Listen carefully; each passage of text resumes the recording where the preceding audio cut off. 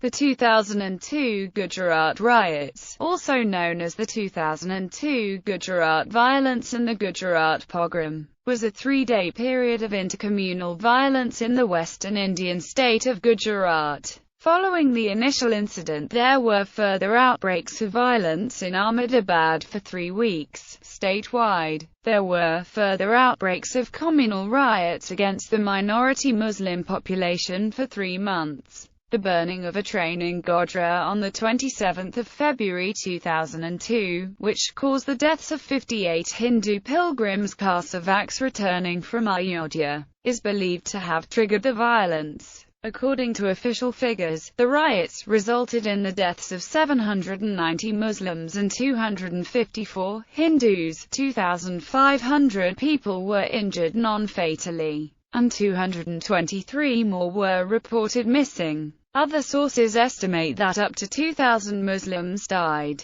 There were instances of rape, children being burned alive, and widespread looting and destruction of property. The chief minister at that time, Narendra Modi, has been accused of initiating and condoning the violence, as have police and government officials who allegedly directed the rioters and gave lists of Muslim-owned properties to them. In 2012, Modi was cleared of complicity in the violence by a special investigation team appointed by the Supreme Court of India. The SIT also rejected claims that the state government had not done enough to prevent the riots. The Muslim community was reported to have reacted with anger and disbelief, with the chief cleric of Delhi's Jama Masjid Saeed Ahmed Bukhari saying, "Modi is a terrorist. He unleashed state-sponsored terrorism in Gujarat." Although T-Star Setalvad of the Citizen for Peace and Justice stated that the legal process was not yet complete as there existed a right to appeal. In July 2013, allegations were made that the SIT had suppressed evidence. That December, an Indian court upheld the earlier SIT report and rejected a petition seeking Modi's prosecution. In April 2014, the Supreme Court expressed satisfaction over the SIT's investigations in 9 cases related to the violence, and rejected as baseless a plea contesting the SIT's report. While officially classified as a communalist riot, the events of 2002 have been described as a pogrom by many scholars, with some commentators alleging that the attacks had been planned, were well orchestrated, and that the attack on the train was a staged trigger for what was actually premeditated violence. Other independent observers have stated that these events had met the legal definition of genocide, and called it an instance of state terrorism. Still others have said the incidents were tantamount to ethnic cleansing. Instances of mass violence which occurred include the Naroda Patia massacre that took place directly alongside a police training camp, the Gulbarg Society massacre where Ehsan Jafri, a former parliamentarian, was among those killed, and several incidents in Vadodara city. Martha Nussbaum has said, "There is by now a broad consensus that the Gujarat violence was a form of ethnic cleansing, that in many ways it was premeditated, and that it was carried out with the complicity of the state government and officers of the law." Godhra train burning. On the morning of 27 February 2002, the Sabarmati Express, returning from Ayodhya to Ahmedabad, was stopped near the Godhra railway station. Several of the passengers were Hindu pilgrims, returning from Ayodhya after a religious ceremony at the site of the demolished Babri Masjid. Under controversial circumstances, 4 coaches of the train caught on fire, trapping many people inside. In the resulting conflagration, 59 people, including 25 women and 25 children, were burned to death. The government of Gujarat set up a commission to look into the incident, the sole member of which was retired Gujarat High Court Judge K.G. Shah. Following outrage among the victims' families and the media over Shah's alleged closeness to Modi, retired Supreme Court Judge G.T. Nanavati was appointed chairman of the 2-person commission. After spending 6 years going over the details of the case, the commission submitted its preliminary report.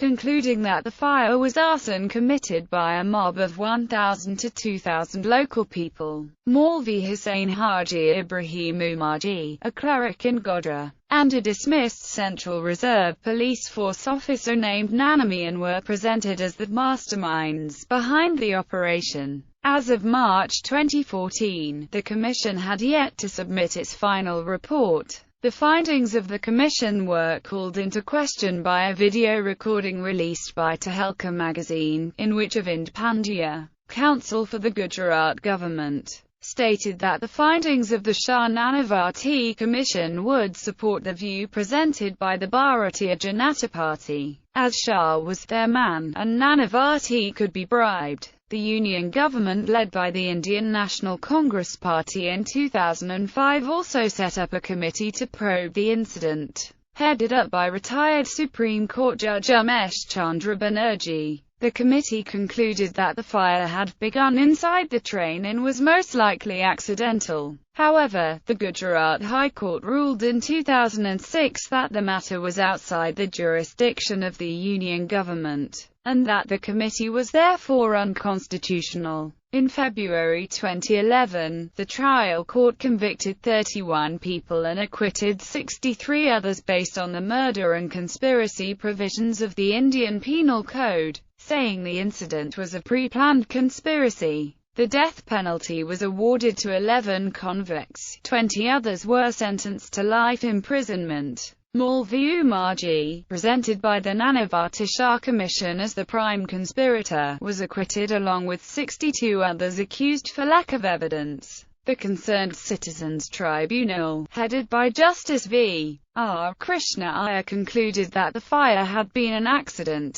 Several other independent commentators have also concluded that the fire itself was almost certainly an accident, saying that the initial cause of the conflagration has never been conclusively determined. Historian Ainsley Thomas Embry stated that the official version of the attack on the train, that it was organized and carried out by people under orders from Pakistan, was entirely baseless. Post-Godhra violence. Following the attack on the train, the Vishva Hindu Parishad called for a statewide ban, or strike, despite the fact that the Supreme Court had declared such strikes to be unconstitutional and illegal, and the common tendency for such strikes to be followed by violence. No action was taken by the state to prevent the strike. The government did not attempt to stop the initial outbreak of violence across the state. Independent reports indicate that the state BJP President Rana Rajendra Singh had endorsed the strike, and that Modi and Rana used inflammatory language which worsened the situation.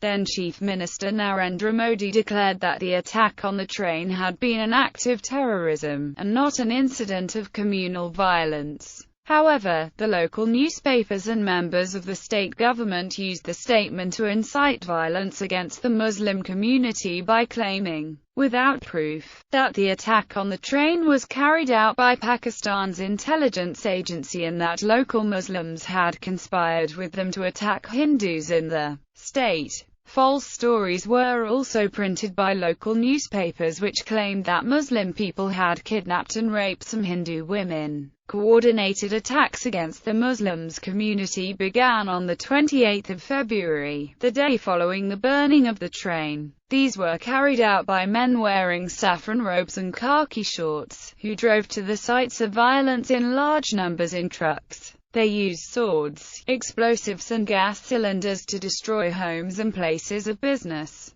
The attacks were made in full view of police stations and police offices. However, the police did not intervene. The rioters used mobile phones to coordinate their attacks. By the end of the day on the 28th of February, a curfew had been declared in 27 towns and cities across the state. A government minister stated that although the circumstances were tense in Baroda and Ahmedabad, the situation was under control, and that the police who had been deployed were enough to prevent any violence. In Baroda, the administration imposed a curfew in 7 areas of the city. The deputy superintendent of police stated that the Rapid Action Force had been deployed to sensitive areas in Godhra. Gordhan Zadafia, the state home minister, believed there would be no retaliation from the Hindu community for the train burning. Modi stated that the violence was no longer as intense as it had been and that it would soon be brought under control, and that if the situation warranted it, the police would be supported by deploying the army. A shoot-to-kill order was issued. However, the troop deployment was withheld by the state government until the most severe violence had ended, and it was not until the 1st of March that contingents of troops began to be deployed to help put down the violence. After more than 2 months of violence, a unanimous vote to authorize central intervention was passed in the upper house of parliament. Members of the opposition made accusations that the government had failed to protect Muslim people in the worst rioting in India in more than 10 years. There was also widespread targeted destruction of shrines and mosques. The tomb of Malik Hassan was bulldozed, and the Mahafiz Khan Mosque was destroyed. The tomb of the 18th century Saint Wali Muhammad Wali was leveled and paved over the following day by the city municipal council. It is estimated that 230 mosques and dargahs were destroyed during the violence. For the first time in the history of communal riots, Hindu women took part, and looted Muslim shops. It is estimated that up to 150,000 people were displaced during the violence. It is estimated that 200 police officers died while trying to control the violence, and Human Rights Watch reported that acts of exceptional heroism were committed by Hindus, Dalits and tribals who tried to protect Muslims from the violence. Attacks on Muslims. In the aftermath of the violence, it became clear that many attacks were focused not only on Muslim populations, but on Muslim women and children. Organizations such as Human Rights Watch criticized the Indian government and the Gujarat state administration for failure to address the resulting humanitarian condition of the people. The overwhelming majority of them Muslim, who fled their homes for relief camps in the aftermath of the events. According to T-Star Set Alvord on 28 February, in the districts of Mohari Chowk and Charidia Chowk, in Ahmedabad, of 40 people killed by police shooting, all were Muslim. An international fact-finding committee formed of all women international experts from US, UK, France, Germany and Sri Lanka reported sexual violence was being used as a strategy for terrorizing women belonging to minority community in the state. It is estimated that at least 250 girls and women had been gang raped and then burned to death. Children were killed by being burnt alive, and those digging mass graves described the bodies as burned and butchered beyond recognition. Children were force-fed petrol and then set on fire. Pregnant women were gutted and their unborn child's body then shown to the women. In the Narodapatia mass grave of 96 bodies, 46 were women. The murderers also flooded homes and electrocuted entire families inside. Violence against women also included their being stripped naked, objects being forced into their bodies and then their being killed. According to Kalpana Kanabaran, the rapes were part of a well-organized, deliberate and pre-planned strategy, and that this puts the violence in the area of a political pogrom and genocide. Other acts of violence against women were acid attacks, beatings and the killing of women who were pregnant. Children were also killed in front of their parents. George Fernandes, in a discussion in Parliament on the violence, caused widespread furore in his defense of the state government, saying that this was not the first time that women had been violated and raped in India. Children and infants were speared and held aloft before being thrown into fires. Describing the sexual violence perpetrated against Muslim women and girls, Renew Khanna writes that the survivors reported that sexual violence consisted of forced nudity, mass rapes, gang rapes, mutilation, insertion of objects into bodies, cutting of breasts, slitting the stomach and reproductive organs, and carving of Hindu religious symbols on women's body parts. The Concerned Citizens Tribunal characterized the use of rape as an instrument for the subjugation and humiliation of a community. Testimony heard by the committee stated that a chilling technique, absent in pogroms unleashed hitherto but very much in evidence this time in a large number of cases, was the deliberate destruction of evidence. Barring a few, in most instances of sexual violence, the women victims were stripped and paraded naked, then gang-raped, and thereafter quartered and burnt beyond recognition. The leaders of the mobs even raped young girls, some as young as 11 years old, before burning them alive. Even a 20-day-old infant, or a fetus in the womb of its mother, was not spared. According to Vandana Shiva, young boys have been taught to burn, rape and kill in the name of Hindutva. Dion Buncher, writing on the Gulbarg Society massacre and murder of Ehsan Jaffrey, has said that Jaffrey begged the crowd to spare the women. He was dragged into the street and forced to parade naked for refusing to say Jai Shri Ram. He was then beheaded and thrown onto a fire. Following this, the rioters returned and burned Jaffrey's family, including 2 small boys, to death. After the massacre, Gulbarg burned for a week. Attacks on Hindus. The Times of India reported that over 10,000 Hindus had been displaced during the violence. As per the police records, 157 riots subsequent to the Godhra incident were started by Muslims. In Mahajan Novanda, a Hindu residential area in Jamalpur, residents reported that Muslim attackers injured approximately 25 Hindu residents and destroyed 5 houses on the 1st of March. The community head reported that the police responded quickly but were ineffectual as there were so few present to help during the attack. The colony was later visited by Modi on the 6th of March, who promised the residents that they would be taken care of. On the 17th of March, it was reported that Muslims attacked Dalits in the Dani Limdar area of Ahmedabad. In Himatnagar, a man was reportedly found dead with both his eyes gouged out. The Sindhi Market and Bandarai Pole areas of Ahmedabad were also reportedly attacked by mobs. India Today reported on 20 May 2002 that there were sporadic attacks on Hindus in Ahmedabad. On 5 May, Muslim rioters attacked Bilwas locality in the Shah Alam area. Hindu doctors were asked to stop practicing in Muslim areas after one Hindu doctor was stabbed. Frontline magazine reported that in Ahmedabad, of the 249 bodies recovered by 5 March, 30 were of Hindus. Of the Hindus that had been killed, 13 had died as a result of police action and several others had died while attacking Muslim-owned properties. Despite the relatively few attacks by Muslim mobs on Hindu neighborhoods, 24 Muslims were reported to have died in police shootings. Media coverage. The events in Gujarat were the first instance of communal violence in India in the age of 24-hour news coverage. They were televised worldwide.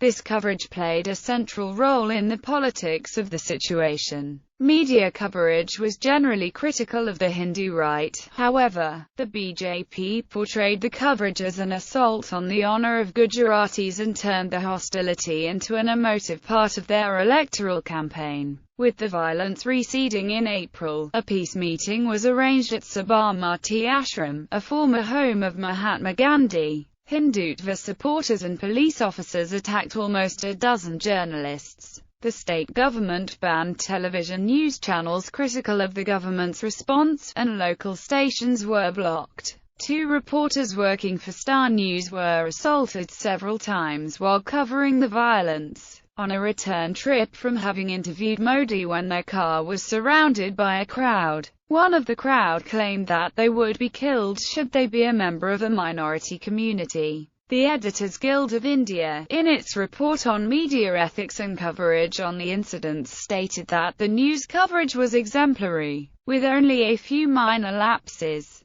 The local newspapers Sandesh Gujarati and Gujarat Samachar, however, were heavily criticized. The report states that Sandesh had headlines which would provoke, communalize and terrorize people. The newspaper also used a quote from a VHP leader as a headline, "Avenge with blood." The report stated that Sumatra had played a role in increasing the tensions but did not give all of its coverage over to hawkish and inflammatory reportage in the first few weeks. The paper carried reports to highlight communal harmony. Gujarat Today was given praise for showing restraint and for the balanced reportage of the violence. Critical reporting on the Gujarat government's handling of the situation helped bring about the Indian government's intervention in controlling the violence. The Editorial Guild of India rejected the charge that graphic news coverage aggravated the situation, saying that the coverage exposed the horrors of the riots as well as the supine if not complicit attitude of the state, helping propel remedial action.